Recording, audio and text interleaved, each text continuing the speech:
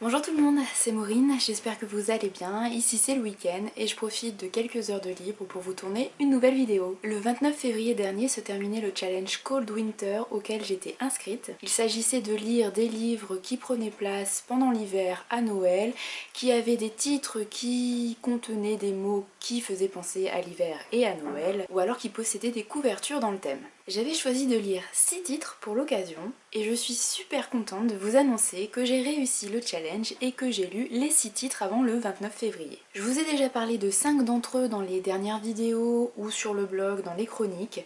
Le 6e, je l'ai lu il n'y a pas très longtemps, donc je n'en ai encore pas parlé ni en vidéo ni sur le blog, mais ça ne saurait tarder. Je vais donc revenir assez rapidement sur ces 6 titres pour vous faire un petit bilan de ce challenge Cold Winter 2015. Le moins que l'on puisse dire, c'est que j'ai eu de très belles surprises, d'autres un petit peu moins bonnes, un petit peu mitigées, mais dans l'ensemble, ces 6 lectures ont été si belle découverte et je ne regrette absolument pas d'avoir participé à ce challenge que je renouvellerai avec plaisir l'année prochaine s'il est à nouveau mis en place. Le titre qui m'a le moins convaincu de ma sélection, c'est Le secret de Noël de Anne Perry aux éditions 10-18 collection Grand Détective.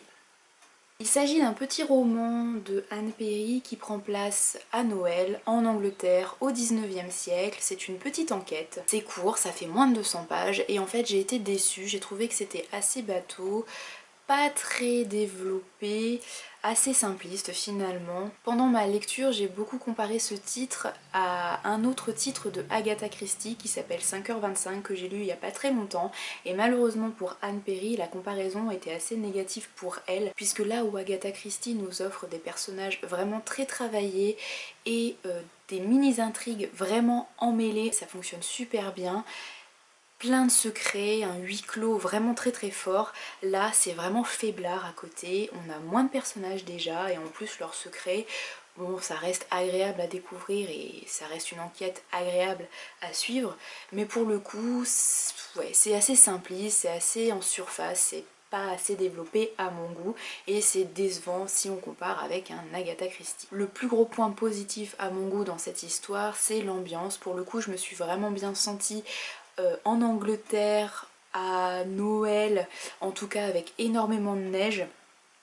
Les héros sont coincés dans un tout petit village puisque la neige n'arrête pas de tomber. J'ai vraiment bien ressenti le froid et je m'imaginais très bien la neige à travers la fenêtre. Donc pour ça, c'est assez immersif et ça c'était plutôt bien. Il neige sur Encelade de Olivier Moyano aux éditions du Chat Noir a été une lecture très déroutante. Finalement, quelques semaines après ma lecture, je ne sais toujours pas si j'ai aimé ou pas ce livre. Ce qui est sûr, c'est que j'ai été surprise et que j'ai tourné les pages très vite parce que j'étais très curieuse de connaître le fin mot de l'histoire, de savoir où l'auteur allait m'amener. Si j'ai vraiment adoré la première partie qui met en scène un petit garçon et son psychiatre, petit garçon qui est dans une institution suite au décès de sa maman, en fait c'est son père qui a tué sa mère et il a assisté à l'assassinat, donc il est mis en institution et il suit une thérapie auprès d'un psychiatre qui s'appelle Silver, je ne sais plus comment. J'ai vraiment beaucoup aimé le dialogue qui s'instaure entre les deux personnages et l'apparition d'un élément un petit peu fantastique puisque le psychiatre va découvrir qu'une voix adulte parle de temps en temps à travers le petit garçon qui s'appelle Steven. J'ai vraiment beaucoup aimé voilà, le dialogue entre les deux personnages et puis l'apparition de l'élément fantastique, cette espèce de schizophrénie, de deuxième personnalité un petit peu étrange qui vient de nulle part. Voilà, le mystère qui entoure tout ça, j'ai vraiment beaucoup aimé ça.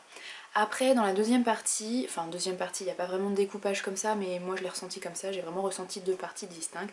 Et donc dans la deuxième partie, on change complètement de voie, de chemin, j'ai presque l'impression que c'est une autre intrigue.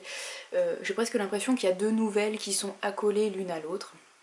Donc dans la deuxième partie, on va plutôt suivre Silver, donc le psychiatre, l'adulte, qui part sur la route, qui part en quête de réponses et on a l'impression, enfin en tout cas moi j'ai eu l'impression qu'il vivait un mauvais trip, qu'il était sous l'emprise de la drogue et qu'il voyait des choses bizarres, qu'il rencontrait des gens bizarres, un peu incompréhensibles. C'est assez onirique. La quatrième de couverture fait référence à Murakami et pour le coup je trouve que c'est pas usurpé comme référence. Voilà, c'est vraiment une lecture bizarre et la deuxième partie, même si j'ai aimé, même si j'ai tourné les pages assez rapidement parce que j'étais curieuse d'avoir le fin mot de l'histoire, m'a quand même un petit peu déçue puisque ça part dans un sens que je n'attendais pas vraiment. Disons que j'avais des idées très arrêtées sur le chemin qu'allait emprunter l'auteur et forcément il suit pas ce chemin là, donc j'ai été un petit peu déçue mais en même temps surprise, déroutée, donc c'est pas forcément négatif. Voilà, donc une lecture étrange, déroutante, qui pourra plaire à beaucoup de gens à mon avis. Laissez-vous tenter si vous êtes curieux, ça peut valoir le coup. J'avais choisi un livre illustré pour ce challenge, j'avais choisi Dragon de glace de George Martin et illustré par Louis Royo aux éditions Flammarion. Il s'agit d'un conte pour la jeunesse qui est illustré, qui est magnifiquement illustré. Je vous avais montré quelques extraits lors de une vidéo update lecture, donc je ne vous en remontre pas plus cette fois. Je vous invite à aller voir la vidéo consacrée ou même mon article sur le blog. Donc il s'agit d'un petit conte qui met en scène une petite fille toute jeune, une petite fille de l'hiver, puisque elle est née au cœur d'un hiver très très rude. Et en fait cette petite fille elle a vraiment été marquée par l'hiver puisqu'elle est elle-même très froide. Elle est très différente des autres enfants, donc elle peine à s'intégrer aux autres enfants de son village, elle est un petit peu seule et en fait elle va faire la connaissance d'un dragon qui va devenir son ami. Je ne vous en dis pas plus, c'est un petit peu un conte initiatique, plutôt pour les enfants, mais les adultes y trouveront beaucoup de charme à mon avis. Ça reste très très court, mais en même temps c'est bien écrit et je me dis que si le Trône de Fer est aussi immersif, aussi agréable à lire que cette petite histoire, il faut vraiment que je me mette à lire le Trône de Fer très très vite. Le dernier livre que j'ai lu pour ce challenge, c'est Le Combat d'hiver de Jean-Claude Mourleva aux éditions Gallimard Jeunesse. Celui-là, je ne vous en ai pas encore parlé puisque je l'ai terminé il n'y a pas très longtemps. Je vous en parlerai plus dans la prochaine vidéo update lecture qui devrait pas tarder et vous aurez ma chronique bientôt sur le blog, je ne sais pas quand, mais dans les jours qui viennent. Alors j'ai bien aimé cette histoire et ce qui est aussi sympa, c'est que c'est un one-shot, donc on part pas dans une série en plusieurs tomes. On lit ce livre, on a une intrigue complète, un univers et une fin, vraiment, voilà, il n'y aura pas de suite. Et c'est très bien comme ça, c'est suffisant. On est dans un monde un peu particulier et on y entre de plein fouet sans aucune explication en suivant les héros et héroïnes qui sont au nombre de 4, 2 garçons et 2 filles qui sont adolescents qui ont 16-17 ans il me semble. Et ces 4 adolescents vivent dans des orphelinats, donc orphelinat de filles, orphelinat de garçons. On se rend compte que c'est une société qui est assez dure, il n'y a pas énormément de liberté. Les adolescents sont vraiment enfermés dans ces orphelinats. Les seuls moments où ils peuvent avoir un petit peu de liberté, c'est quand ils vont voir leur consoleuse, sauf qu'ils peuvent aller voir ces mamans de substitution un nombre limité de fois dans l'année et donc qu'il faut utiliser ces moments avec parcimonie, vraiment attendre de ne pas être bien, vraiment attendre le cœur de l'hiver et d'être vraiment déprimé pour demander un entretien avec sa consoleuse attitrée. C'est lors justement d'une permission, on peut presque appeler ça comme ça, qu'une des jeunes filles va s'enfuir de l'orphelinat. Ça va faire un petit peu effet boule de neige, ça va déclencher beaucoup de choses. On va donc suivre les adolescents en dehors de leurs orphelinats, on va les suivre dans le monde, dans les villes annexes, dans la montagne même, et on va découvrir un petit peu la société, le monde qui est mis en place et qui est encore plus fermé qu'on pouvait le penser. C'est un titre qui entre dans la littérature de l'imaginaire, même si les éléments imaginaires fantastiques sont assez peu nombreux finalement. Je pense qu'on peut parler de science-fiction puisqu'il s'agit d'un monde qui est quand même assez proche du nôtre et à part quelques petits éléments, vraiment on pourrait imaginer que ça pourrait arriver à notre civilisation, à notre société. Voilà, je ne vous en dis pas plus dans cette vidéo, je vous en parlerai un peu plus dans la vidéo update lecture et dans ma chronique écrite qui apparaîtra sur le blog bientôt. Je peux juste vous dire pour le moment que j'ai vraiment bien aimé, j'ai tourné les pages assez avidement. La dernière partie est peut-être un petit peu précipitée, le dénouement est peut-être un peu précipité.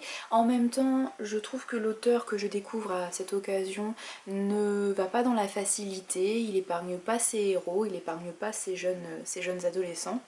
Donc j'ai vraiment aimé ce côté mature. Après, comme il y a quand même 4 héros, c'est un petit peu difficile de vraiment vivre l'histoire pleinement.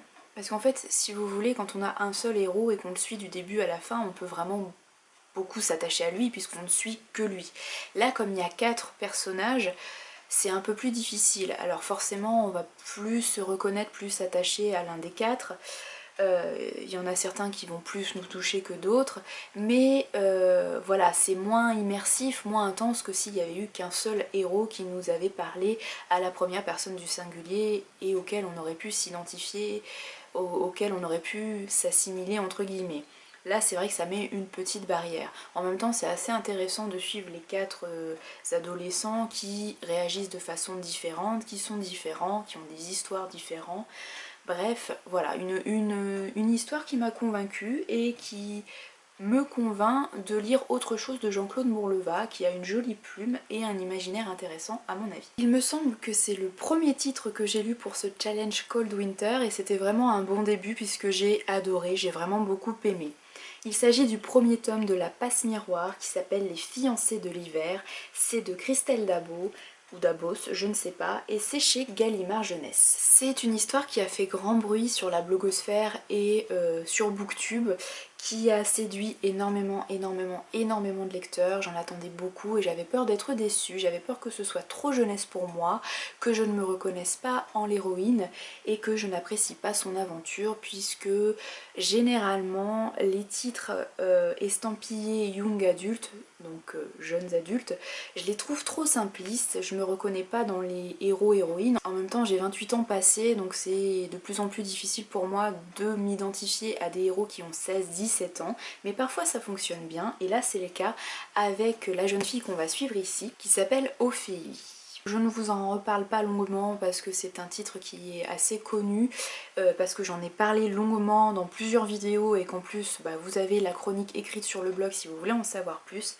Je dirais juste, pour aller très vite, que j'ai vraiment hâte de me procurer le 2e tome. Je n'ai pas encore eu l'occasion de le trouver d'occasion justement, ou de passer une commande pour l'acheter. J'espère que je serai aux Imaginales cette année, je croise les doigts pour que l'auteur y soit et peut-être que je prendrai le 2e tome à ce moment-là. Finalement, la plus belle lecture de ce challenge à mon goût, ça a été le 2e tome des Outrepasseurs qui s'appelle La Reine des Neiges, toujours de Cindy Van Wilder et toujours aux éditions Gulfstream.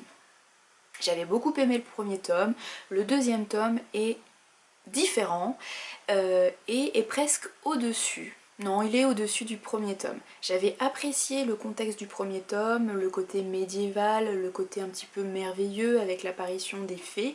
Là, j'ai aimé le fait qu'on ait un contraste énorme entre les 2 tomes, puisque là, on se retrouve dans notre monde contemporain et la situation est complètement inversée entre les fées et les outrepasseurs. Si les fées avaient le dessus, entre guillemets, dans le premier tome, là c'est différent. Ce sont les outrepasseurs qui ont retourné leur veste, qui ont retourné la situation et qui sont un petit peu les maîtres de la situation justement.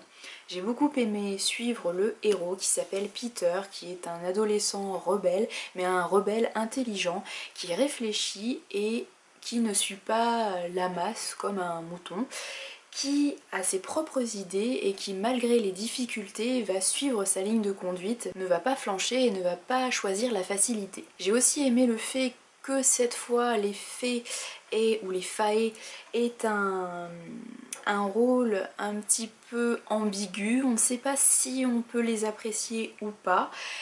Un peu comme les outrepasseurs d'ailleurs. Est-ce que ce sont vraiment les gentils? Est-ce qu'au contraire ce sont les méchants? Comme les situations sont vraiment inversées, différentes entre le tome 1 et le tome 2, on ne sait plus vraiment qui sont les gentils, qui sont les méchants, où est le bien, où est le mal, et j'ai vraiment aimé me poser cette question, me demander qui je dois aimer entre guillemets, qui je dois soutenir dans cette bataille entre outrepasseurs et fées, et j'ai toujours pas la réponse. J'espère que j'aurai la réponse dans le 3e tome que je lirai très vite. En tout cas c'est une trilogie que je ne peux que conseiller, j'ai adoré le premier tome, encore plus aimé le 2e et j'espère que ça ira crescendo avec le 3. Voilà pour ce petit bilan du challenge Cold Winter 2015, je suis vraiment ravie une nouvelle fois d'avoir participé et je me répète mais j'espère pouvoir participer à la prochaine édition l'année prochaine si elle est renouvelée. En attendant le futur challenge Cold Winter 2016, je préparais une mini pile pile à lire pour le printemps 2016. Je me ferai une petite pile thématique. Alors il s'agira de choisir soit des livres qui se déroulent au printemps, qui ont cette idée un petit peu de petites fleurs, de printemps, une petite pile à lire printanière, soit des couvertures qui me rappellent le printemps, ou alors un titre qui contiendra un mot qui est printanier. Je ne sais pas encore si j'ai de tels livres dans ma pile à lire. En même temps, je dois avoir 800 bouquins dans ma pile à lire dans ma bibliothèque, donc ça serait quand même dommage si je ne trouvais pas 5 ou 6 livres à faire entrer dans cette petite pile. Je vous souhaite un excellent week-end, quoique je ne sais même pas quand je publierai cette vidéo. Nous sommes samedi, je tourne cette vidéo pendant le week-end, mais je ne sais pas si vous l'aurez d'ici demain soir. Bref, je vous souhaite de très très belles lectures, quel que soit le jour, et je vous remercie encore pour votre fidélité, votre soutien et votre gentillesse. Salut et merci!